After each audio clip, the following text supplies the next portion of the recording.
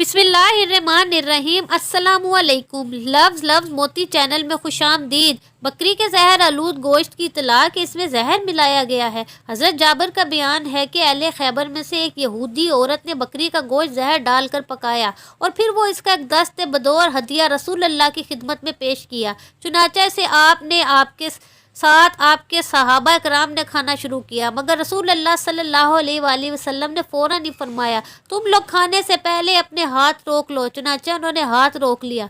आप सल्लल्लाहु अलैहि वसल्लम ने इस यहूदी औरत को बुला भेजा।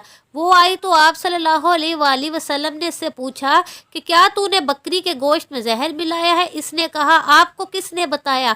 फरमाया, इसी गोश्त के टुकड़े ने जो मेरे हाथ में है। इस यहूदिया ने कहा, जी हाँ, मैंने अपने दिल में सोचा कि अगर आप नबी होंगे तो ये आपको नुकसान नहीं पहुँचाएगा, और अगर नबी ना होंगे तो हम इत्मीनान का सांस लेंगे। आप सल्लल्लाहु अलैहि वसल्लम ने सुनकर इसे माफ़ कर दिया कि इसको कोई सज़ा नहीं दी।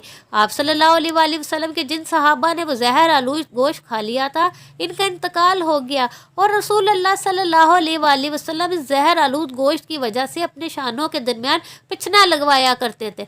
पिछना लगाने वाले अबू हिंद था, जो सींग और नश्तर से पिछना लगाया करता था। ये अंसार कबीला बन्नू बैज़ा का आज़ाद करदा गुलाम था। तशरी अल्लाह ताला जिसको रसालत और नबूवत की दौलत से नवाजते हैं, इसकी कदर व मंजिलत इंसान न शुक्रे के अलावा सारी मखलूक अपना फ़र्ज समझती है। इसलिए यह हैरत की बात नहीं कि गोश्त के टुकड़े ने खबर दी कि मुझ में जहर मिलाया गया, ताकि खुदा के बरगज़ीदा रसूल इसके मोहलिक असरात से अपने आप को महफूज रख सकें। बाकी चीज़ में अल्लाह ताला ने जो असर रखा है, वो असर बहरहाल अपना काम करता है। चुनांचे जिस मिकदार में जहर ने जिस्मों में असर किया, वो अपना अमल दिखाया, हत्ता के रहमतुल आलमीन पर भी इसका असर जाहिर हो रहा था।